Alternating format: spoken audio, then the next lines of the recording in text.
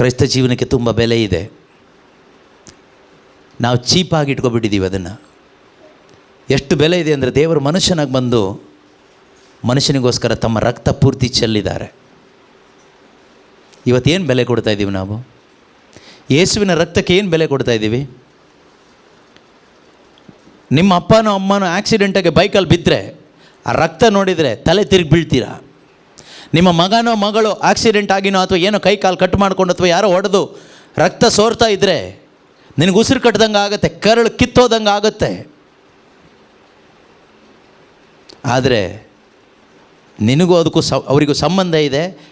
ನಿನಗೆ ಕರಳು ಚುಚ್ಚುತ್ತೆ, ದುಃಖ ಆಗುತ್ತೆ, ದೇವರ ಹತ್ರ ಅಳ್ತೀಯ, ದೇವರಿಗೆ ಶಾಪ ಹಾಕ್ತೀಯ. ಆದರೆ ನೀನು ದೇವರಿಗೆ ಶತ್ರುವಾಗಿದ್ದಾಗ ತಂದೆಯಾದ ದೇವರು ತನ್ನ ಒಬ್ಬನೇ ಮಗನನ್ನು ಗೋಲ್ಗೊತ್ತ ಬೆಟ್ಟದಲ್ಲಿ ಬಲಿ ಕೊಟ್ಟರು. ಹೊಡೆಸಿದರು ಸೈನಿಕರ ಕೈಯಲ್ಲಿ. ಕೊನೆಯ ತೊಟ್ಟು ರಕ್ತವನ್ನೇ ಯೇಸು ಕ್ರಿಸ್ತನು ಚೆಲ್ಲಿದನು. ಆತನ ದೇಹದಲ್ಲಿದ್ದಂಥ ರಕ್ತ ಪೂರ್ತಿ ನೆಲದಲ್ಲಿ ಚೆಲ್ಲಲ್ಪಡ್ತು. ಕೊನೆಯಲ್ಲಿ ರಕ್ತ ಖಾಲಿಯಾಗಿ ದೇಹದಿಂದ ನೀರು ಹೊರಗೆ ಬಂತು, ಜಲ ಹೊರಗೆ ಬಂತು. ಈಟಿಯಿಂದ ತಿವಿದಾಗ ನೀವು ಎಷ್ಟು ಜನ ಅಳ್ತಾ ಇದ್ದೀರಾ? ಎಷ್ಟು ಜನಕ್ಕೆ ಅಳು ಬರುತ್ತೆ? ಪ್ರತಿಯೊಂದು ಬಲಿಪೂಜೆಯಲ್ಲೂ ಕೂಡ ಇದು ಒಡಂಬಡಿಕೆಯ ರಕ್ತ, ನಿನ್ನ ಪಾಪ ಪರಿಹಾರಕ್ಕಾಗಿ ಸುರಿಸಲಾಗುವ ನನ್ನ ರಕ್ತ ಅಂತ ಹೇಳುವಾಗ ಎಷ್ಟು ಜನರ ಕಣ್ಣಲ್ಲಿ ನೀರು ಬಂದಿದೆ, ಎಷ್ಟು ಜನರ ಹೃದಯದಲ್ಲಿ ದುಃಖ ಆಗ್ತಾ ಇದೆ. ಯಾವುದು ಬೆಲೆ ಕೊಡದೆ ಚೀಪಾಗಿ ಹೋಗಿ ಏನೋ ಚೀಪ್ ಐಟಮ್ ಥರ ತಗೊಂಡು ಬರ್ತಕ್ಕಂಥ ಚೀಪ್ ಕ್ರಿಶ್ಚಿಯಾನಿಟಿಯಲ್ಲಿ ಇವತ್ತು ನಾವು ಅನೇಕರಿದ್ದೀವಿ. ಮಾನಸಾಂತರ ಪಡಬೇಕು. ಯೇಸುವಿನ ರಕ್ತಕ್ಕೆ ಬೆಲೆ ಇದೆ.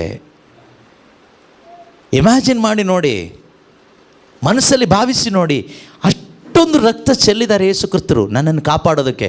ನನಗೆ ಕೊಟ್ಟ ಬೆಲೆ ಆ ರಕ್ತ. ಇವತ್ತು ಆ ರಕ್ತಕ್ಕೆ ನೀನೇನು ಬೆಲೆ ಕೊಡ್ತಾ ಇದೆಯಾ? ಇನ್ನು ಪಾಪದಲ್ಲಿ ವ್ಯಭಿಚಾರದಲ್ಲಿದ್ದೀವಿ,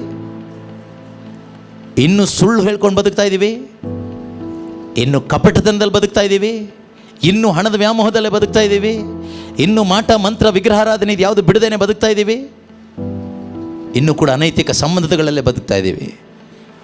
ಹೆಸರಿಗೆ ಮಾತ್ರ ಕ್ರಿಶ್ಚಿಯನ್ ಅಂತ ಹೇಳ್ಕೊಳ್ತಾ ಇದ್ದೀವಿ. ಯೇಸುವಿನ ರಕ್ತಕ್ಕೆ ದ್ರೋಹ ಮಾಡ್ತಾ ಇದ್ದೀವಿ. ನೀವು ನಿಜವಾಗಲೂ ಮಾನಸಾಂತರ ಪಡೋದಾದರೆ, ಯೇಸುವೆ ನನ್ನ ಬದಲಿಗೆ ನೀನು ಸತ್ತಿದೆಯಾ, ನನ್ನ ಪಾಪ ಪರಿಹಾರ ನೀನು ಮಾಡಿದೆಯಾ, ನಿನ್ನ ರಕ್ತದ ಮುಖಾಂತರ ನನ್ನನ್ನು ನೀನು ಬಿಡುಗಡೆ ಮಾಡಿದ್ಯಪ್ಪ ಎಂದು ನೀನು ನಂಬೋದಾದರೆ ಖಂಡಿತ ಇವತ್ತು ನಿನ್ನ ಜೀವಿತದಲ್ಲಿ ದೇವರ ಮಹಿಮೆ ನೋಡ್ತೀಯ.